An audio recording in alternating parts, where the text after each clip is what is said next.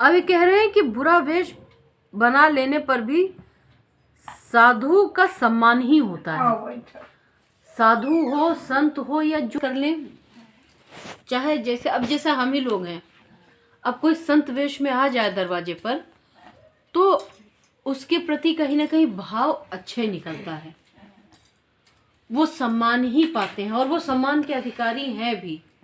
भले छल कपटी हैं, लेकिन हर एक छल कपटी नहीं होता है।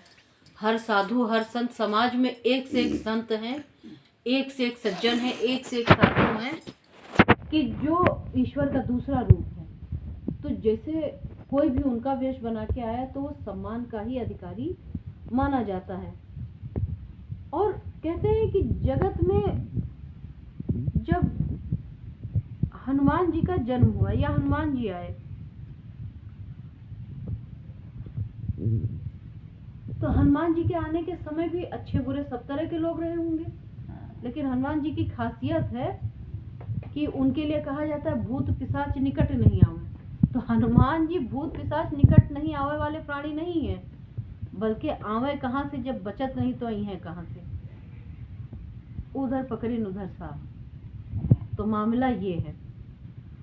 तो जो कहने का मतलब है कि हर कोई एक जो संत है, जो महान सद्गुण लिए है, उसका सम्मान ही होता है। और कहीं ना कहीं साधारणतः जो लोग इस तरह का छल कपट वेश बना लेते हैं उनके लिए भी मन में कभी कभार या ज़्यादातर कोई को विचार नहीं आ पाता है उनके वेश के कारण।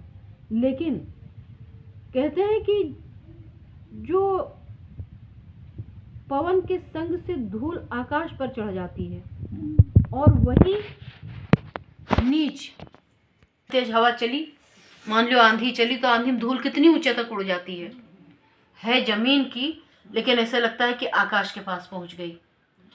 वही धूल जब उड़ते उड़ते किसी पानी में पहुंच जाए, कीचड़ के पास पहुंच जाए, तो वो कीचड़े बन जाती है। उसी तरह से जो स्वभाव है, अगर अच्छी संगत है, अच्छा स्वभाव है, तो हमको यश रूपी गगन तक ले जाएगा। यश रूपी गगन मतलब कि मान सम्मान सब कुछ मिलेगा। और गगन तक जाने का मतलब ये नहीं कि सीधे उड़ के तुम आसमान में पहुंच रहे हो, वकी ताई तो फिर एरोप्लेन करे परी, ऐसे पंख लगा के कौवे चिड़ै उड़ सकत। अगर आदमी उड़ा, एक टांग उड़ा जहाँ ऐसे करे, दूसर उठाओ पट्टी से जमीन पर, तो कहे मतलब ये है कि यश रूपी मतलब जब आप अच्छे कर्म कर रहे हैं, अच्छा स्वभाव है, तो लोग आपको सम्मान इतना देते हैं कि ऐसा लगता है कि उन्होंने सम्मान स्वरूप गगन पे बिठा दिया है। लेकिन अगर कुसंगत में है, अगर आपके अंदर दुष्टता है, अगर आप में कोई ऐसी प्रवृत्ति है जो नीच है, तो फिर वो उसी तरफ हमें ले जाती है जैसे नीचे की तरफ बहने वाला पानी होता है जो कीचड़ की तरफ बहता है। तो हमारा वो कुसंगत, वो स्वभाव, वो कर्म कीचड़ के समान बना देते हैं। तो इन तुलसीदास जी कहते हैं कि हमको अपना स्वभाव हो सके तो अच्छा और निर्मल रखना चाहिए। और साधु के घर तोता मैना राम राम सुमिरते हैं।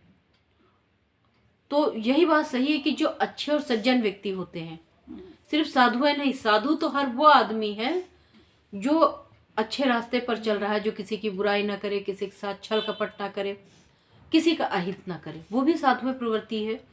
तो उन्होंने कहा जो अच्छे और सज्जन लोग होते हैं उनके घर के तोता मैना भी रामे राम रटते हैं।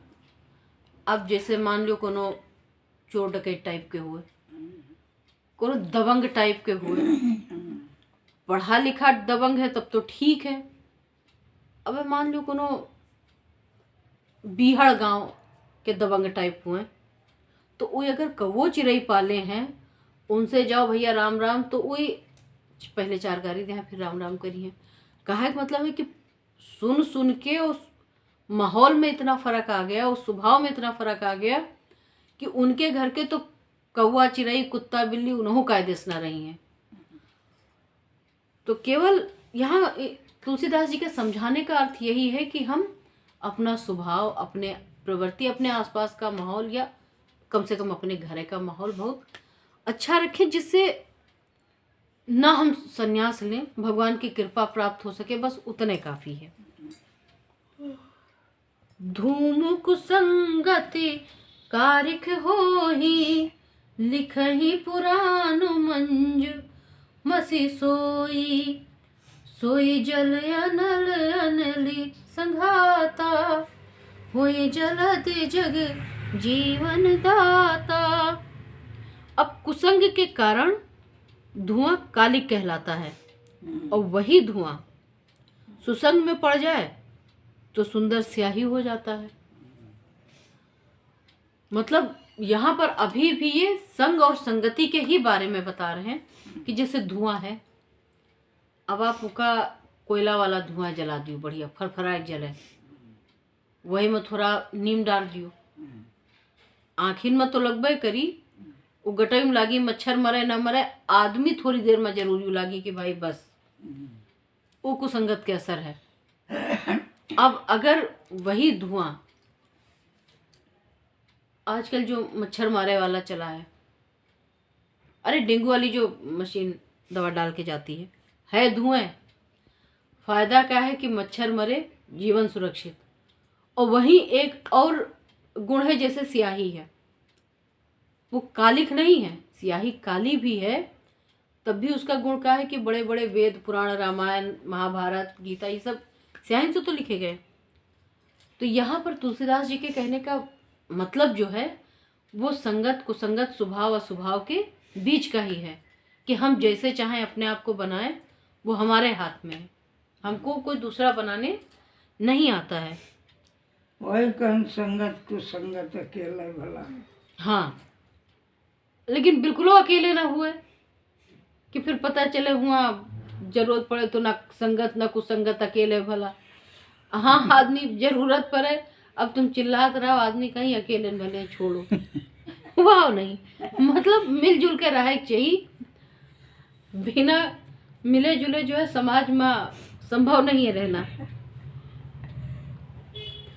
ग्रह भेजस जल पवन पट, पाए कुजोग सुजोग, होए कुस्तुभ सुस्तुभ जग, लखै सुलक्षण लोग। अब कहते हैं ग्रह औषधि, जल वायु वस्त्र, ये सब भी कुसंग और सुसंग पाकर संसार में बुरे भले पदार्थ हो जाते हैं। जैसे इन्होंने कहा घर है, औषधि है, खाना कपड़ा, जो रहन सहन है जीवन का, ये भी काफ़ी हद तक संगत और कुसंगत पर निर्भर करते हैं। जैसे औषधि मतलब दवाई है, आप लेके आए, अब कुछ दिन खाए, फिर देख देख के मन भरे, सोचे अगले साल काम आई, अगले साल वो एक्सपायरी हो गए, चढ़ा बुखार, ना देखे एक्सपायरी डेट, खा लिए। उसका नुकसान ये हुआ कि अब खाए हैं तो फिर दो कारण है, या तो अस्पताल या फिर सीधे यमराज, पूछ ही कोई एक के। तो कहे मतलब है कि औषधि जो फायदा कर रही है, गलत समय पे लिए तो नुकसान भी कर गई। घर है, घर में सुख शांति है तो ठीक है, कला कलेश रोज रोज हो रहा है, एक टाइम के बाद या तो आदमी छोड़ के भाग जाई, और या फिर ऊपर ही निकल ली, वो एक हद के बाद आदमी नहीं झेल सकत। अब जल वायु वस्त्र, हवा है, ऑक्सीजन सिलेंडर तब लगाने की जरूरत पड़त है जब या तो आपके वातावरण दूषित हो या श्वास में कमी हो। तो वायु का मतलब है कि हमारे आसपास का जो वातावरण है, पानी है। हालांकि ये कहने का इनके अर्थ ये है कि जो हमारा रहन सहन है, दिनचर्या है, काफ़ी हद तक वो भी संगत कुसंगत पर निर्भर करती है। वस्त्र हैं, पानी दारू मिला के पी लियो, वाके बाद फिर देखो ये कहा बढ़िया दुनिया भरे बात। ये रामायण में लिखा है कि ये संगत कुसंगत ये सब जो है असर करता है इंसान के जीवन पर। और चतुर एवं विचारशील पुरुष इस बात को जान पाते हैं। जो चतुर हैं मतलब जो बुद्धिमान हैं, जो अच्छे लोग हैं, वो अच्छे बुरी चीज़ों का फर्क समझते हैं।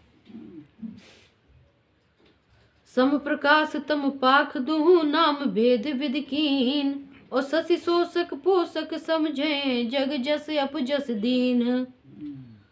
और महीने के दोनों पखवाड़े में अंधेरा उजाला समान ही रहता है, परंतु विधाता ने इनके नाम में भेद कर दिया है।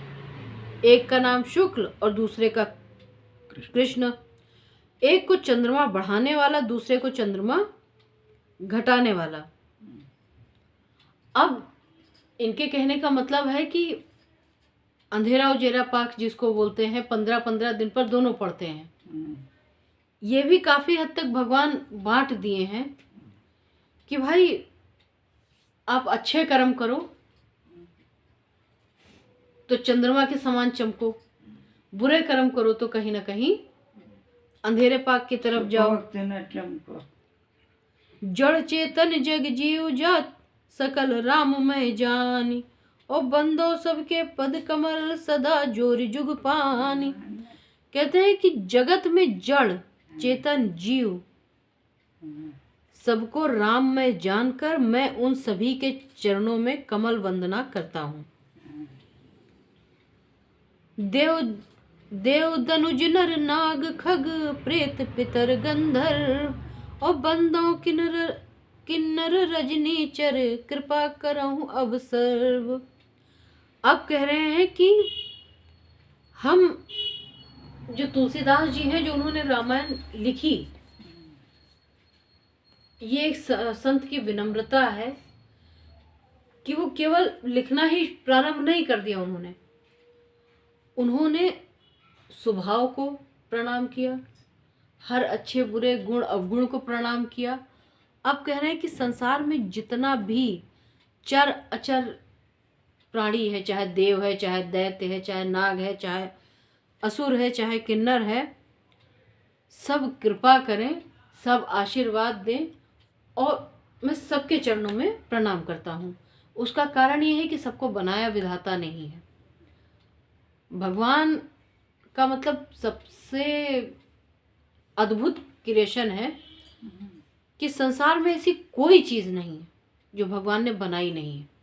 भगवान ने बनाई सब चीज, भगवान की बनाई सब चीज है, और इतना रच के बनाया है। भूत है तो भगवान है भाई। जहाँ भूत प्रेत का दरबार लगता है, हुए हनुमान जी हैं उनका निवारण करने के लिए। जहाँ चोर है वहाँ पुलिस है, जहाँ नाग असुर हैं वहाँ भगवान के दूसरे स्वरूप है। तो भगवान ने मतलब धरती पर हर एक चीज बनाई है।